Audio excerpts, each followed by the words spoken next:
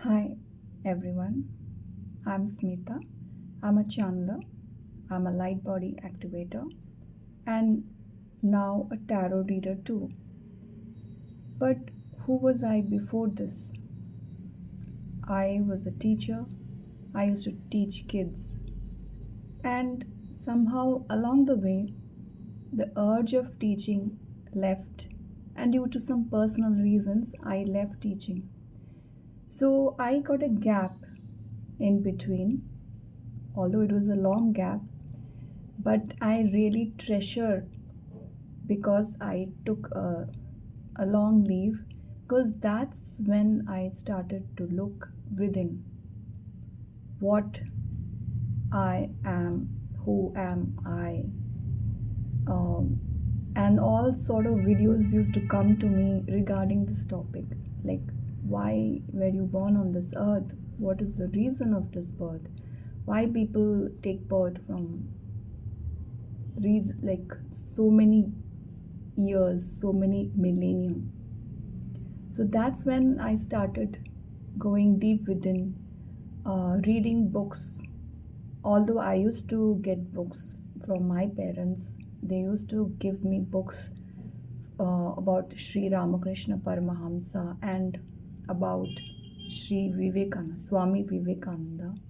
So I was influenced from my childhood with these books, and I used to visit temples, I used to visit religious places, but somehow I was not very strictly religious, like I had to go to a temple. No, I was never like that.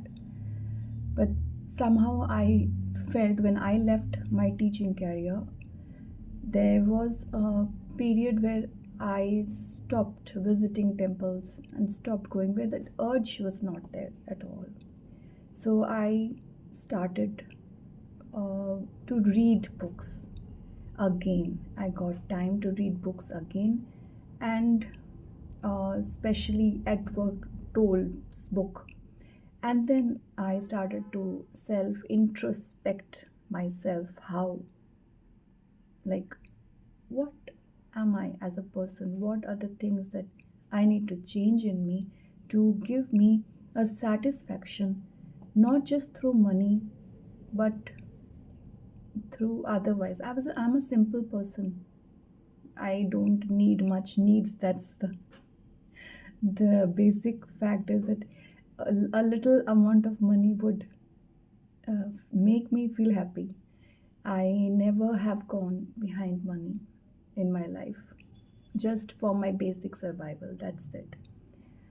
And so that's time around 2017 when I started reading books, and I was like started to live in the now moment, present moment, and it took time to reprogram my mind because it's not easy at all.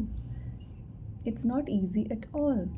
And so I started to uh, train, like when I was washing my utensils, that the reflection of the cloud in those filled waters in the utensils, I started to notice the sky, the clouds in that way. Can you imagine? Have you ever imagined? That was this way I started. I never used to look up at the sky. So that was the time I started observing nature. Although we see flowers, we see trees, we know they are very valuable. Without them, we cannot exist.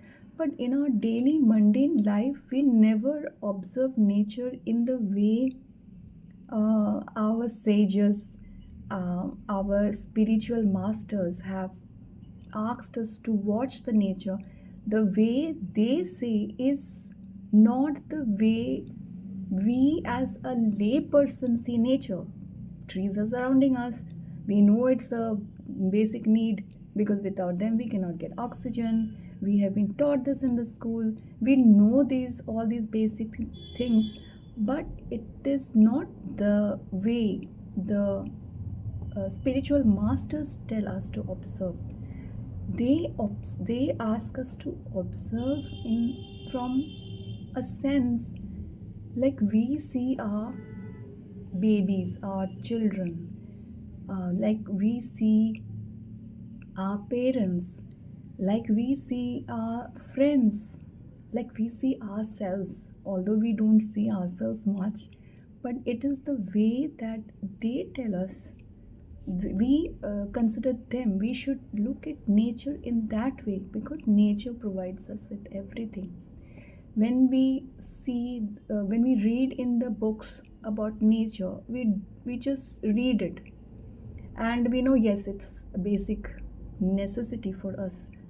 But what nature is and what nature provides, and we are basically her children. She is our mother. And when we tend to see her as a mother, and when to tend to see, so we have to see, even we often neglect our mom itself, our parents itself, because we are busy in our lives. So when we say, when the spiritualists say that observe nature, means give time. Please give time to observe nature. Just take out a few minutes of your important busy schedule that you are, that is for your survival. Of course, even I was working one time and I have help. My husband helps me. But and that's why I am here right now. But now is a time then we all have to like indulge and give out the time for ourselves from our basic time which we take out for our own selves. Just think that it is for your own need. That time that you take out for yourself is for your own need. So take out half an hour, 1 hour from your busy schedule. Let it, I would say, let it suffer a bit, because if you don't give that time to yourself, then you are going to suffer. Anyway, you are going to suffer. So the best thing is to just take out a few time for yourself. The suffering, I if you think of yourself, aren't you suffering already? Are you happy? Are you in peace of mind? No, you're not in peace of mind. Peace of mind cannot be like you cannot buy it from somewhere. I have understood that love is peace. If you find love in yourself, if you find peace within you by staying happy, by accepting who you are, only then you are really happy. Then you have peace of mind. And when uh, I never knew I had so much of love inside me. It's only when I started to like look in me, within me, that I understood that there's so much love, so much of love within me. Love is not just expressing and telling I love you, and I love you so and so person, and I love you so and so person. It's not that. It's not just expressing, it's a feeling. And the love that we know of, the outside expression, is not the love that is within us. The love within us is unconditional. There's no conditions. We love ourselves. But to reach that state where you understand that you are love itself takes time, and for that you need to take out time for yourself. And its video is too long for today. I'll continue it some other time. Thank you so much. Stay tuned to Light Body Activation with Smita. Love you all. Bye.